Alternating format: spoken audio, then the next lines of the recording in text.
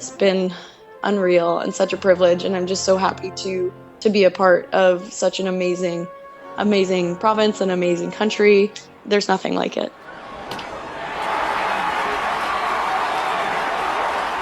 Welcome to episode 292 of Alberta Dugout Stories, the podcast. I'm Joe McFarland. Talk about an action-packed few weeks that we're in the midst of, with provincials, nationals, and other championships well underway.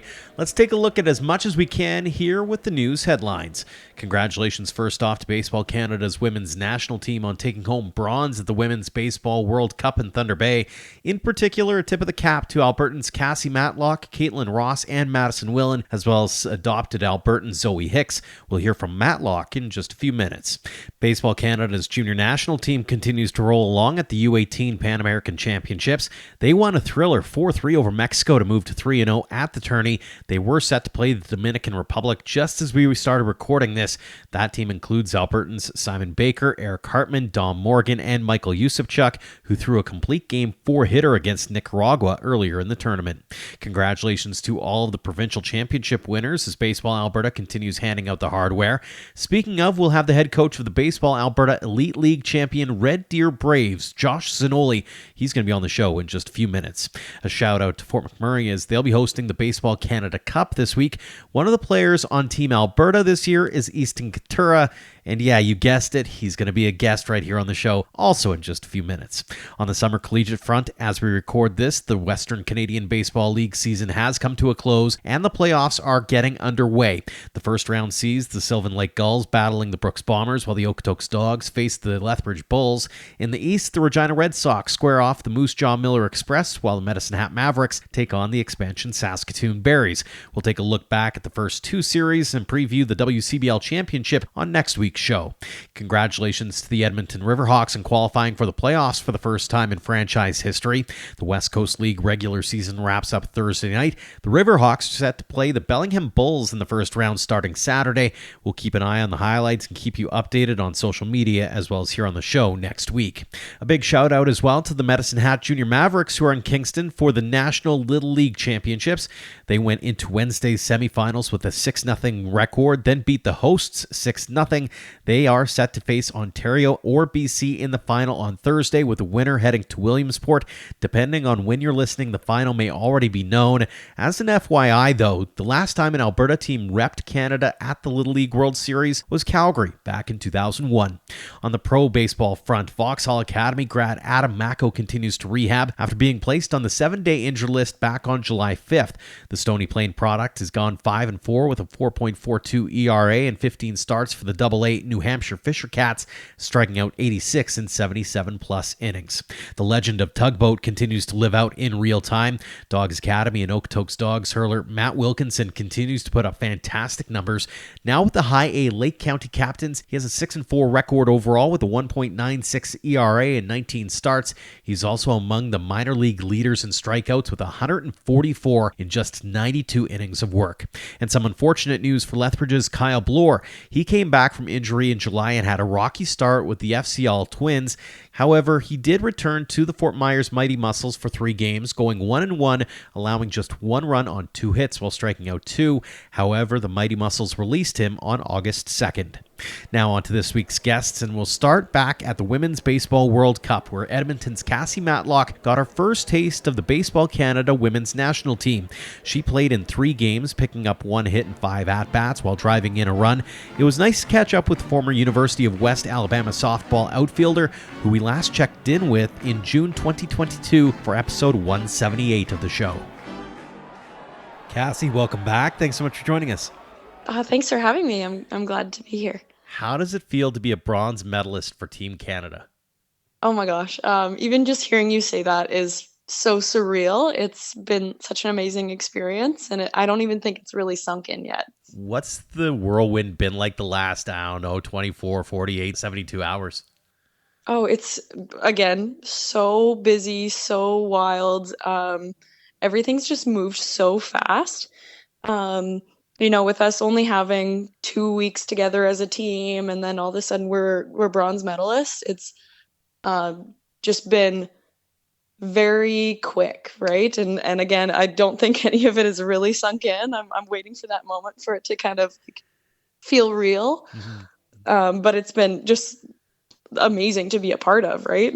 I can only imagine. Before we get to the tournament itself, I do want to go back in time a little bit. I want to take us back to when you got that call saying you'd been invited to main camp in July. What was that like?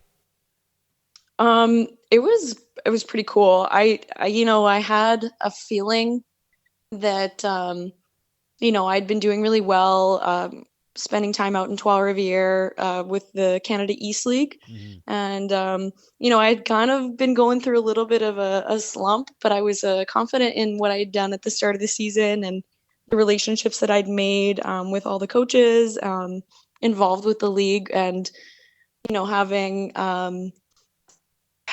Coach Pat be involved. She's one of the assistant coaches for Team Canada. And so for her being able to see me through the whole season, you know, it, it was a little bit of a surprise with me, being that little bit of a slump. But at the same time, I was, ready for the camp and ready to do what I could to get on the team. So you head to Ottawa, you make the final roster. How did you find out and what went through your mind? So we got all these calls where they sent out calls, um, the week after the tryouts. And it was very nerve wracking because there's so many of us girls that went to the tryout that were all in the same place in Trois-Rivières, small little town, spending so much time together. Um, some of us were literally playing against each other when we got calls.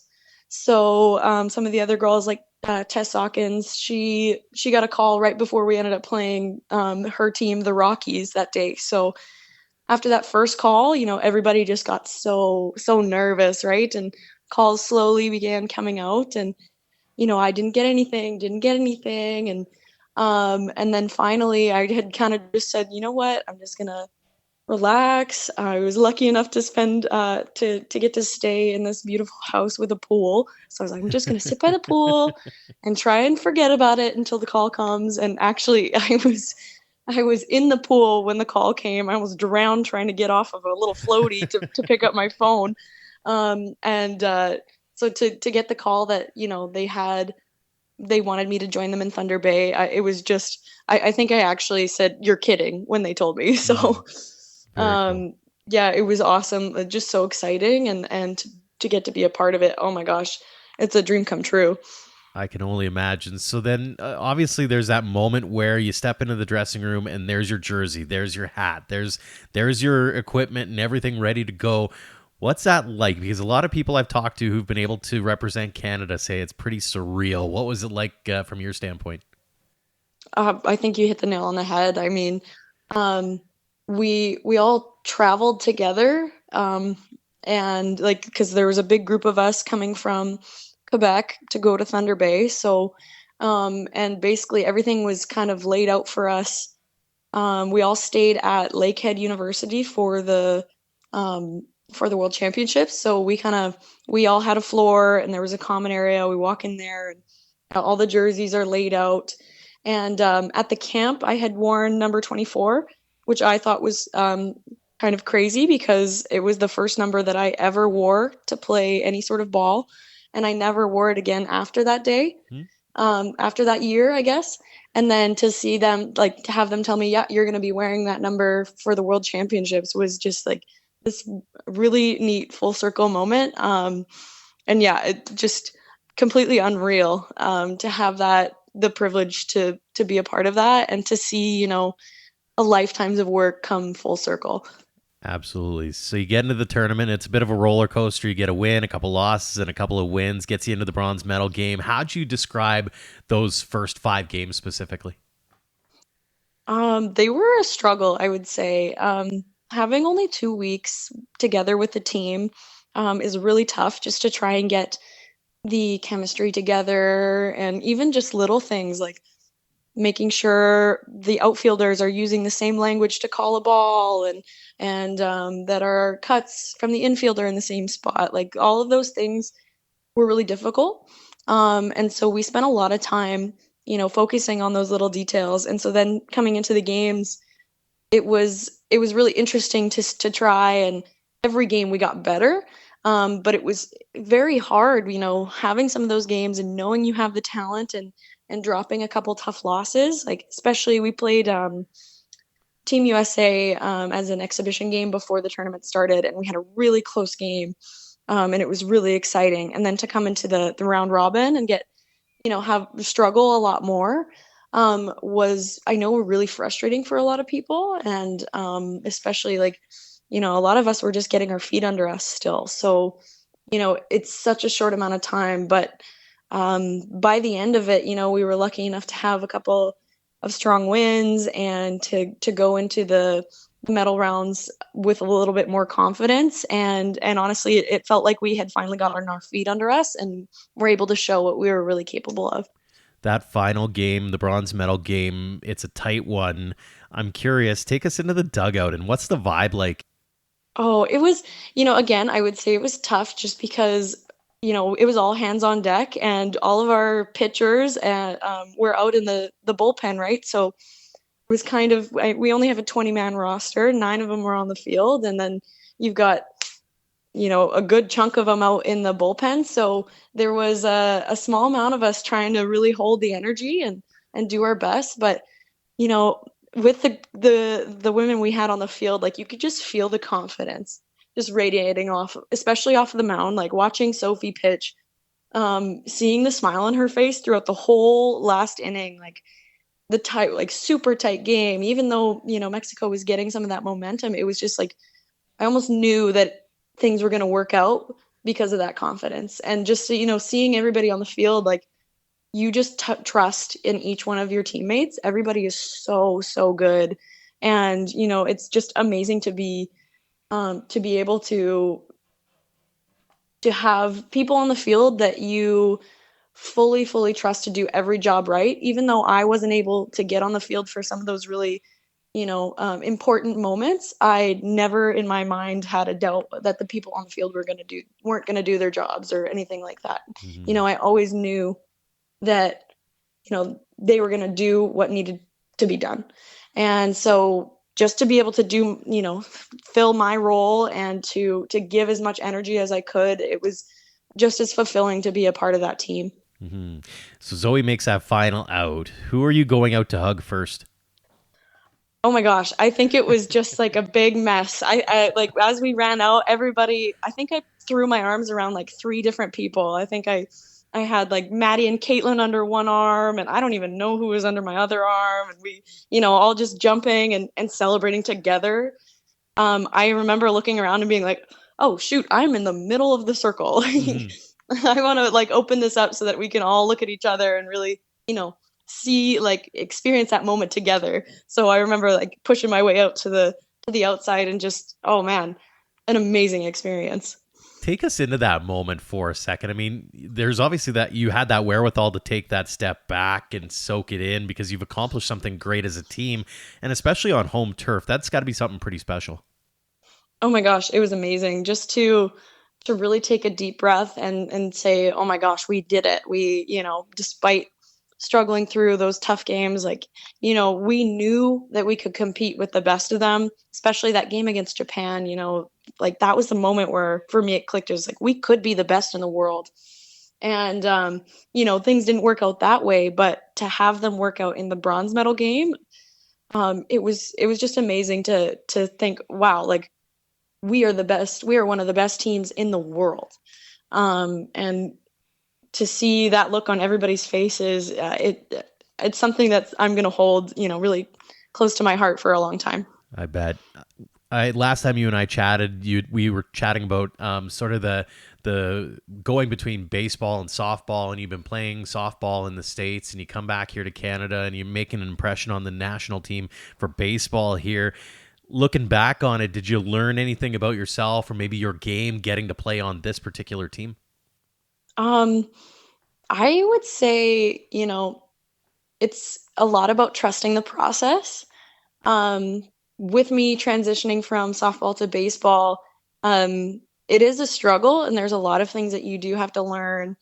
But to be able to come into this experience pretty fresh, like I wouldn't even say last year I had played a full season because I only played with Team Alberta. We only got a couple tournaments in and nationals, and then so to come and have this year be my first true season, um, I definitely learned that it was a very much a trust the process type of experience.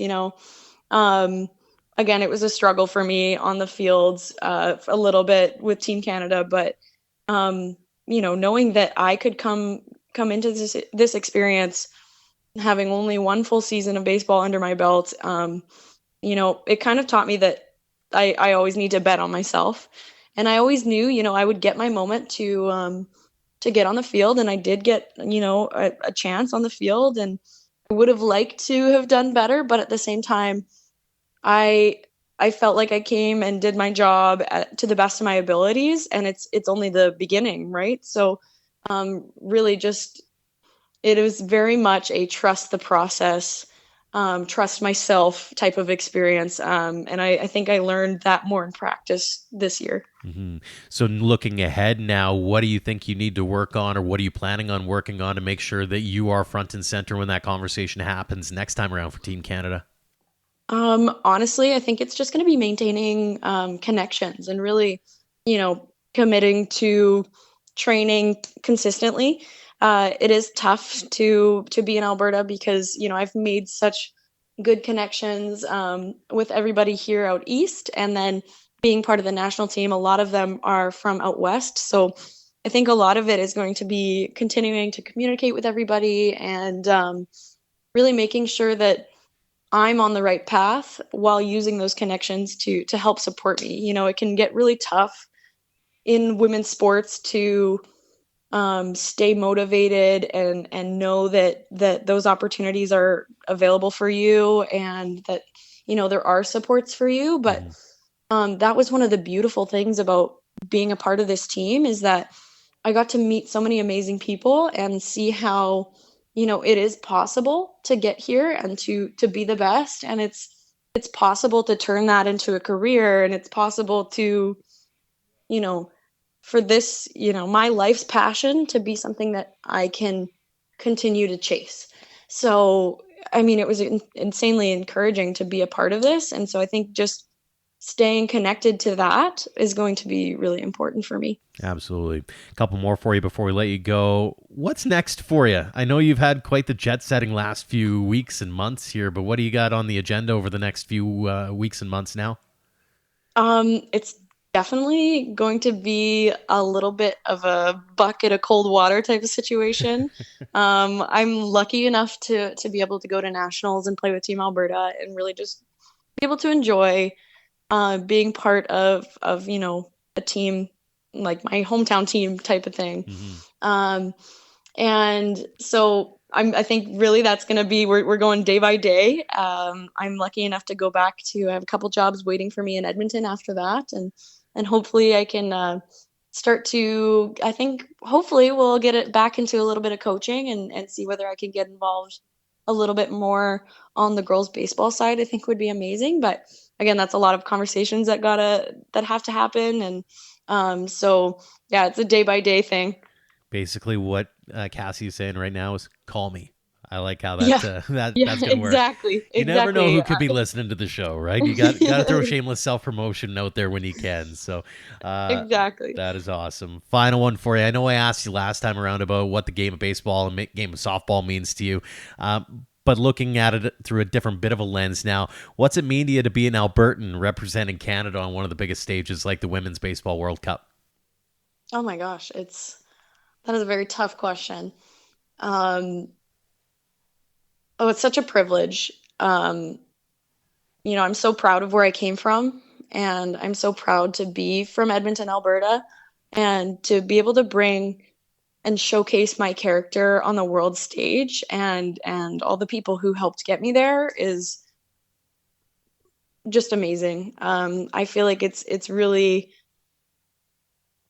been I'm so lucky to have the opportunity to showcase what it means to be from Alberta and from Canada, and to even just to speak to, you know, the some of the American players and the Mexican players, and even do the bare minimum communication with the Japanese players, Mhm. like to show them what it means to be from Canada. It's been unreal and such a privilege. And I'm just so happy to be a part of such an amazing province and amazing country.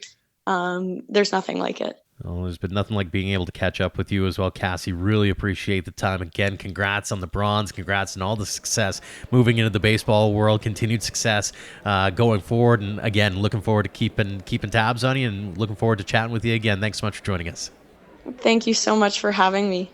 Next up is the head coach of the newly crowned Baseball Alberta Elite League champion Red Deer Braves. Josh Zanolli's squad had an interesting tournament with a win, a loss, a win, and a loss before essentially having to win out, including a triple header on the final day to beat St. Albert 17-5 in the final. We chatted with Zanolli earlier this week about the tournament and what lies ahead. Josh, welcome to the show. Thanks for joining us. Thanks for having me. 2024 Baseball Alberta Elite League champion Red Deer Braves. How does that sound? Sounds good. It it sure feels like we've been taking steps toward this for a few years, and it's nice to finally check that box off. Quite the journey the team was on, specifically this year. And we'll start with the season itself, 24-12, heading into the championships. How are you feeling about the team's performance, though, heading into that? We kind of scratched and clawed all year. We never really felt comfortable like, oh, okay, we're finally in a groove here and playing well. We were winning games, but it wasn't always pretty, but we were finding ways to kind of get results. We lost some games that we hadn't lost games like that before, so that was a bit different. So this definitely wasn't easy at any point for this group. So they knew how to grind, that's for sure. We were grinding wins all year. So it's funny you mentioned the word grind, and that was the first thing that came to mind is like you get into this tourney and you go win, loss, and it had to have been quite the roller coaster to try to ride throughout the first couple of days there. Oh, just a full-on emotional roller coaster from Thursday night on. We get into the first game and have a game plan of how we want to use Luke Schmidt and hoping that we'd have a bit of a lead, and we come to decision time and it's 1-0 for us, and we get to decide if we want to let him continue on or try to play for the end of the tournament. And I went and had a chat with the infielders on the mound. I said, how do we want to use Schmidt? And I said, this is your guys' tournament too. And they were kind of on board, like, we got this one. We'll find a way to win. Let's get him out of here and we'll have him ready for Sunday. And so that was kind of neat. They kind of came together, found a way to win that one, and 3-2, and got off we went. So what's your message going into that last day, that Sunday morning, knowing that you need to win out to stay alive? We talked all year just about kind of getting to the next pitch and getting to the next play and see if we can just get something to go our way. If we make enough plays and throw enough quality pitches, we'll find a way to score. We'd been fairly good offensive team all year. We definitely didn't do that at provincials consistently, but we always seem to find a way late in games to put ourselves in a position to win. And if we could just pitch and play defense like we had been, just kind of trust that we give ourselves a chance, and that's all we could do, really. And you gave yourselves obviously a chance and continued to win going into that Sunday final against St. Albert. It's not like you haven't seen them before. It's the true 1 versus 2 matchup. What's your approach going into that game against the top team in league play? We had a quick chat before the game, and I just reminded him, I said, we've told you all you're good enough to win this tournament, and it's right in front of you. Just got to go get it. Don't be afraid to win here. Just go and take it. And if they give us a shot, let's go get it. So you could tell they were ready to go. So the final pitch is thrown in that 5th inning. You're leading 17-5, meaning game over. What's that pandemonium like as you're watching it all unfold? A lot of emotion. There's some guys that have been through the heartache of this tournament for 3-4 years. Like Dom Schonsberg, this is his 4th year. We've had some tough exits the last few years. Jake Brooks, Sawyer Marshall, 3rd-year players. Definitely some emotional release and some relief and pure excitement and joy. And yeah, pretty cool to just kind of watch the kids enjoy that moment. I was going to ask about that. Did you get that chance to maybe take that step back and kind of embrace the chaos a little bit and embrace the moment as saying like, hey, we finally did it? You and I were talking off air about the fact that there's that heartache that comes along with tough exits, and there's a kind of that sense of vindication almost that, hey, we finally got this monkey off the back kind of thing. Well, winning is the hardest thing to do in sports. It's, and when you kind of get accustomed to winning more than you're losing, it's, these heartbreaks come, and just to kind of see them enjoy finally getting the last one is a big deal. Like, that was nice to kind of stand back close to the dugout and watch them just have that kind of release and enjoy the moment together as a group. And yeah, there's nothing better than winning. Was there something different about this squad compared to previous seasons in your eyes? I don't know. I think we've been pretty dang good the last few years. But this group knew they figured a way to grind, and they didn't have any easy games. We played a tough schedule, had some tough tournaments. Our league games were tough. We never really got into a roll where we won 12, 14 in a row, where we've done that in the last few years. It was always kind of up and down and having to really grind out our wins. And I definitely think that played to our advantage in provincials. We certainly grinded out every win there.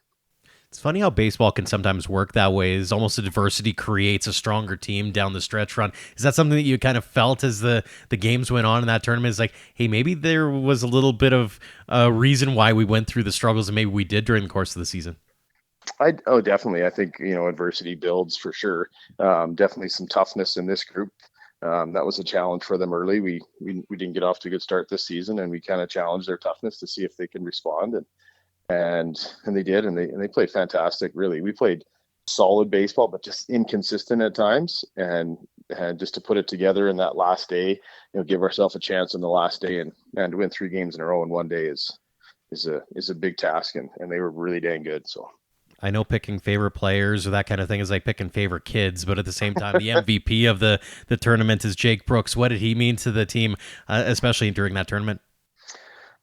Well, he plays a big position for us. He played every game at shortstop except for the 4 games that he was on the mound, 4 or 5 games on the mound. He hits lead off. That's a ton of reps, a ton of swings, lots of running. He's fantastic. His season was so complete. I think for the season he kicked 1 ground ball. Like in high school baseball, for a shortstop to make 1 glove error in a season it's unheard of. He made 4 total. 3 of them are throwing errors, and he hasn't kicked a ground ball since May. That's unreal consistency from a very difficult position to play. Super comfortable when the ball goes bouncing towards him. I think the rest of our group knows that. The pitchers definitely know that. And the contributions he makes at the plate are huge for us. It's not always super consistent, but when we needed one, he gives us it all the time. So. Absolutely. A couple more for you here, Coach. Now that you're heading to Nationals to St. John's in about a week or so, how excited, first off, are you for that opportunity? Yeah, super pumped to go. It's like a once in a lifetime for most kids. It's not like you're going to win this tournament every year and get multiple chances to go. So to get to go to a tournament of that caliber is a big deal for this group. A nice way to finish for some of these older players. For me, it's a tournament that I've been looking forward to going to for a few years now. So it's nice, and never been out east. So a chance for us to go to a place in the country that we've never been to. So. Very cool. How challenging is it as a coach to kind of game plan knowing that you haven't seen these teams before, so you're going in blind? Oh, super blind. And, with a different roster too, right? Like we are 4 college players, go to school, so we lose 4 players and have to pick up 4. We actually picked up 5. We replaced, we had Nathan Llewellyn on our roster all year, and he ended up doing what he did, so we replaced his spot. So we got 5 guys coming with us, and we like our roster, and we're going there to try to win some games and see if we can put ourselves in position to get into the playoff run like we did at provincials. Absolutely. What's the key in your eyes to bringing home some hardware for this tournament? We're going to have to pitch really well like we did at provincials and play defense. And if we can find a way to score a few runs, I think we'll have a really good chance. You mentioned flu, and I wanted to touch on it really briefly, but in a case like that, you've got a stud behind the plate there. How tough was it on the team to lose him? Or was it like, okay, we kind of knew that was coming, and so you game plan around the possibility of that happening? Walk us through the mindset of having a talent like that on your roster, albeit for a short amount of time. Well, I think we knew early in the year that we would lose him for some parts of the season. I don't think we kind of saw what happened in the spring kind of escalating as quickly as it did, and it's fantastic to watch and kind of get a first eye view of that whole thing was awesome. But our two catchers that we took, Owen Kumont, a first year player, was fantastic, and Kiefer Callahan, an overage player that 2 years ago made a decision at Christmas that if he was going to try to make a Bayo team, he's going to have to learn how to catch. Never caught a game before, puts the catching gear on first time at Christmas, makes a team in February, and 2 years later he's leaving to go catch at Douglas Community College and play college baseball. So pretty cool story for him. Absolutely. Looking at Flew, what made him special in your eyes, having the opportunity to coach him for as long as you did? His hitting talent is insane. You just don't see that very often. His bat to ball skills are ridiculous. He works incredibly hard. He's just a baseball junkie. Like, you just can't get him off the field. He texts me on a Saturday. He's just finished the combine. He texts me on a Saturday, "Hey, I'll be home tonight. Can I play tomorrow?" I said, "Yeah, you're on the roster. If you want to play, go ahead. I'm not going to tell you no." So like, he gets back to his house at 1 a.m, and he's out in Sylvan at the park, ready to go for 8:30 the next morning. So just wants to play. Can't get enough of it. He's special talent. How cool was it to see him get drafted as high as he did? Oh, like, feel very honored for the Fluelling family to let Jackson and I in the house that day that he got to go, and be able to be there and watch it firsthand was really cool. Never thought you'd get a chance to do that. Like, that's a once in a lifetime. Someone that and you've coached, have a chance to get drafted like that and be there for that moment. That was pretty cool. That is pretty special. Final question for you here, Coach. We asked everybody this one. What's the game of baseball mean to you? Baseball family, it's a big family. I still communicate with coaches that I've played for in my high school days 25, 26 years ago. The connections you make in this sport is any sport, but the connections, I think, for me is a big deal. Lifelong friendships. That's why I keep coming back. It's the people. The people have been fantastic, much like yourself, Coach. Really appreciate the time. Congrats on all the success. Congrats on the championship. All the best in nationals. And again, thanks so much for joining us here on the show. Appreciate it. Thanks. And finally, don't be surprised if you hear Easton Kitura's name a lot in the coming years. He doesn't graduate until 2026, but he's already making a name for himself. Originally from the Edmonton area, he went to Vauxhall Academy and has repped Alberta on a number of stages, including this week's Baseball Canada Cup. His season won't be done after that either, as he's earned a ticket to the upcoming Canadian Future Showcase in Toronto. Easton, thanks so much for joining us here on the show. Yeah, thank you very much for having me on. It's pretty neat experience. So yeah, I'm looking forward to it. We are absolutely looking forward to it as well. Let's start here. Latest piece of news for you, getting the invite to the Canadian Future Showcase. How excited are you for that opportunity? Yeah, I'm definitely pretty pumped up. It's something I've always kind of dreamed about and kind of hoped for this opportunity. So yeah, I'm really looking forward to it. So yeah, it should be good. How did you find out? I found out from my sister through Instagram. I was in the middle of a baseball game, and she told me afterwards that I had made it. So it was pretty shocking, but I was very excited, to say the least. So yeah. I could only imagine. I'm always curious, when you get the call for a big event like that, who are you leaning on to get that insider intel so you're not going in completely blind? It definitely have to be my coach down at Vauxhall, Les McTavish. He definitely helps us out a lot, kind of everyone there. He's really tight with the players, so he kind of can give us a little intel and kind of give us a cheat way, I guess, of how things are going to go and that. So very grateful to have him as kind of a mentor. So take us into your mindset going into this thing. I mean, you've got about a month and a half to kind of figure things out, maybe lean on a few players who've gone through it before to get a little bit more intel. Do you have any goals or expectations of yourself going into that?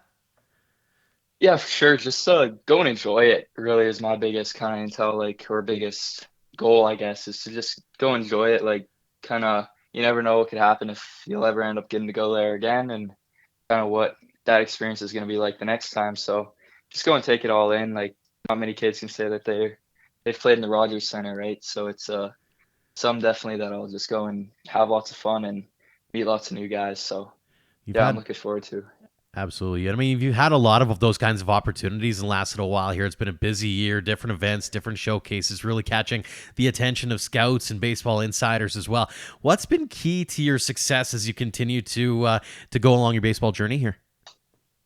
Yeah, just staying driven, kind of staying level-minded, not getting too high or getting too low. The more that I kind of just stay easy and not, I guess, try too hard, the more I feel like I'm successful and enjoy the game more. And I feel like that's a big part of playing the game is you gotta like playing the game, right? You gotta enjoy it. And so I've just really enjoyed playing it. So that's kind of where I take my Very cool. success from. So You're also getting some draft buzz, even though you don't actually graduate for a couple of years here. What's that been like navigating all the, whether it's social media posts or getting getting conversations with scouts, that kind of thing, trying to understand the lay of the land kind of thing? yeah, for sure. Like I said, I kind of like try and kind of push it away, I guess, or I like to stay quite humble. I'm not really talk about myself quite often, so I often kind of undersize myself or put myself lower than I probably am. But yeah, I don't like to kind of look too far into it and just keep going as there's more to come. So yeah, I'm definitely looking forward to the future though. So It's should got be good. it's got to be an interesting balance that way too, right? Like you don't want to oversell yourself, but at the same time, you want to remain confident in your abilities and that kind of thing. Yeah, exactly. You definitely have to have some confidence and some kind of edge to yourself where you can feel confident and feel like you are good enough to be where you are, yet not too high on kind of being arrogant in that kind of sense. So yeah, for sure. hmm Obviously, a goal is to get drafted, but is that something that you think about regularly, or is that something that is even on your radar right now, or is it all team first? Like, walk us through the mindset as you navigate all, I'll call it noise that surrounds you and surrounds a lot of young guys now, as you've got the social media machines and all the attention that allows for nowadays. Yeah, no, for sure. Right now, I'm not really focused on that at this point, just because I'm more focused on getting a scholarship and going off to school is kind of my big priority at this point. My parents are really big on education and that, so I kind of keep my mind at that space. And if I end up getting to that point, then it'd definitely be a dream come true. But it's something that I don't really look past or look into too much at this point, just because it's so far down the road. But yeah, it's some neat to definitely have kind of that noise around me. For sure. And I mean, you're looking at different opportunities and you've had different chances to go and show yourself off. And we've talked off air about some of the places that you've been. But when you look back on the last few months here, and obviously you've still got some cool ones to come, but what's maybe been a highlight or two of yours so far in terms of the travels and the fun that you've been able to have on the ball field? Yeah, I definitely have to say, going to Atlanta, Georgia, and attending the future games, that was something I'll never forget. It was a experience that I feel every young teenager, young kid in sports should go through, kind of playing under that much pressure in front of that many scouts. It just makes you a better ball player and makes you a better person just being around that many people and just kind of staying easy though and just loving it and enjoying it, not letting it overwhelm you. So that it was a different ball game down there for sure. The weather definitely came into effect and was very very hot and humid, which I'm not very used to up here. So yeah, it was good though. On the personal side of things too, and you kind of alluded to it, as whether it's soaking it in or that kind of thing. How much of it is being able to have that opportunity to chat with your fellow athletes as well and get to know some people that you wouldn't normally get a chance to meet and see and greet. Yeah, definitely going in, you're expecting to meet some good ball players and even better people, which is kind of like a big part of going to these events and kind of playing against the best, not only ball players, but like playing with the best people too, who all are kind of driven in the same way and have the similar goals to you. So it's neat to kind of meet different guys who are from around your area or from the same country, and they all are given this opportunity similar to you. So it's definitely a fun event to kind of get to know different guys that you wouldn't often get to know in the country. So Absolutely. Let's go into your baseball past a little bit here, Easton. And you're originally from Spruce Grove. How did you get into the game in the first place? yeah, so I was always a hockey player growing up, and so I never really looked into baseball. And then when I was about, I'd say 6 or 7, I had a family friend who just told us to try it out for a year, and so we went out, and I absolutely loved it. My mom wouldn't put me in t-ball because she said I would hate it because I was way too overly competitive. And so she put me right into the A or double A ball or whatever it was. And I just absolutely loved it from there. I didn't want to put the skates on anymore after that. So yeah, it was really just all baseball from there. So Did you end up replacing any posters on the wall or that kind of thing growing up? And whose poster was on your wall? yeah, I know for sure. I growing up, I always idolized my cousin. Actually, he used to play hockey, and he was kind of my big mentor and how he carried himself in that. But it's kind of yeah, always been him, and I really just yeah stick to what his values are, and that he kind of has been my role model growing up. So Who's your that's cousin? kind of who I go through. His name's Cameron Gruniak. He's a professional lacrosse player now. Oh, okay. So yeah, different sport, but kind of the same values as me. So yeah, Very cool. So talk about your values a little bit here. What's kind of 1A and 1B in your mindset? for me, always family comes first. That's kind of my very first value. They've got me to everything, got me to wherever I am. They support me like I couldn't ask for anything better. And then I definitely have to say school. My we're big school people in my house, so we uh we definitely take pride in our education and get into the get into the next level and kind of pursuing your career, and then definitely school or sports and baseball and that kind of area would be the last value for me. I definitely my family always has said school first and then sports, so that's kind of where I go with my values, but that's how I yeah carry myself. So On the schooling side of things, you mentioned the fact that you're looking to get into a big school down south, for example, or something down the line. Do you have an idea as to what you'd like to chase as far as academics are concerned? yeah, for sure. I've always kind of wanted to stay in the sports field with afterlife, as I just love being around athletes and that, and so I want to be a sports psychologist or a physiotherapist. So kind of going into the sports medicine field is where I want to go next, and I just love learning about the body and how it works and that. So yeah, I'm really looking forward to hopefully getting into that later on. So. Very cool. Well, I know down in Vauxhall, they take the education side seriously as well. Thinking about that opportunity and going down there, what's that experience been like for you? It's been unbelievable. The people there that surround you are they make you a better person to say the least. And just like the it's a small community, and so everyone there is very like helpful and supportive of you. So it's something that I'll always kind of have in my back pocket is a nice little community that I can go back to.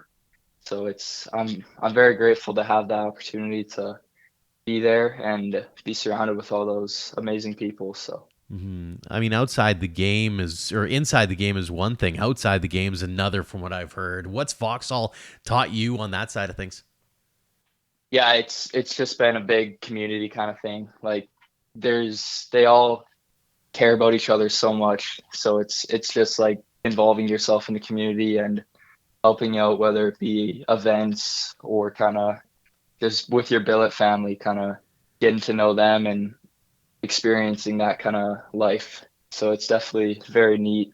We always talk about baseball being a game of failure. So I ask this question quite regularly of the athletes. When you think back on your young career to this point, what's been that biggest challenge or hurdle that you've had to overcome? Yeah, growing up, I always had a difficulty with my emotions, as I was a hockey goalie, and so I'd go through them a lot. But yeah, it's definitely been a learning experience and a goal that I've always had to be better at it. And the more I've grown up, the more I've kind of felt myself become better at it, and Mhm. just taking that extra breath to calm myself down, or just not being so hard on myself is a big thing. I've always kind of been a little too hard on myself growing up. So the more that I kind of just ease off and tell myself I'm not doing, it's not as bad as it really, you really think it is. So For sure. I know even for myself, I have that struggle on a regular basis, so I definitely feel you there. A few fun ones for you here, Easton. What's your favorite, what's your go-to walk-up tune? so this year it was Vampire by Tribal Seeds. Oh, okay. I just like the calm. It was kind of like relaxing. I'm not a big rap fan or kind of like get in that mode. I like to be more relaxed. So yeah, that was my walk up. That's kind of my go-to. So Very cool. Let's say you're a fan at a game and you're going to the concessions. What's that food you gotta have? oh, I gotta go with the hot dog. I'm a big hot dog fan. Yeah, I could eat tons of hot dogs if I if I if I had the money to. So Do you yeah, have go-to toppings for those hot dogs? I'm pretty basic. I just like the ketchup. The odd time I'll mix in some onions and that. But yeah, I'm pretty basic with what I enjoy. So Very cool. One more for you. Who's your idol? my idol has always been one, my cousin, and then two, it's always been my dad. I've kind of always idolized my dad and how he kind of grew up and his experience. I don't really have like a big sports idol.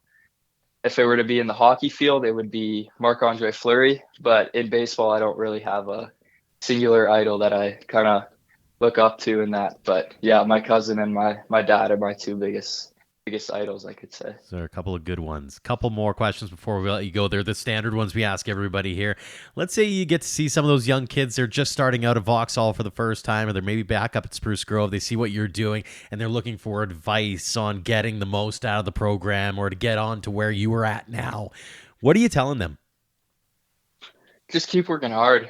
Just never give up. Like you never know what can happen.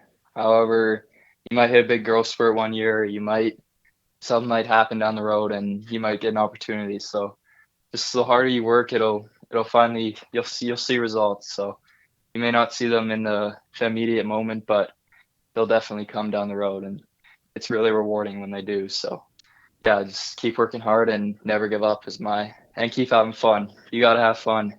You can't play the game and not enjoy it. So yeah, that's kind of my thoughts. This baseball game is definitely a fun one. Final question. It's the standard one for everybody. What does the game of baseball mean to you? Everything. It's kind of a calming period. It's something that I can get away to if I'm feeling down or whatever. I always have that for me. It's something that I can always go to when I need it, and I just love playing it. So it's a game, right? Which everyone should love playing a game. So that's my it's my kind of outlet and freedom kind of thing. So I love playing it. So Well, we've loved having you on here on the show, Easton. Congrats on all the successes and accolades. Best of luck at the future showcase and everything afterwards. Look forward to continuing to watch your journey unfold. And again, thanks so much for joining us here on the show. Yeah, thank you very much for having me on. It was a pleasure and something I'll always remember. So thank you very much. Thanks again to Cassie Matlock, Josh Zanolli, and Easton Kitura for joining us this week. And thanks to all of you for downloading and listening. We look forward to bringing you a ton of great conversations in the weeks ahead as more championships get decided. And then, of course, the aforementioned Canadian Future Showcase coming up in September. Make sure to hit subscribe in your app. And if you don't mind, leave us a rating and a review to help spread the word about ADS. Before we let you go, a massive shout out to our Platinum supporters, the Okotoks Dogs, Under the Lights Sports and Entertainment, and the Western Canadian Baseball League for all they do for us and for baseball in Alberta. For more info on all of our incredible teammates, head to albertadugoutstories.com/supporters. Until next time, thank you for all of your support online, on social, and on air of Alberta Dugout Stories.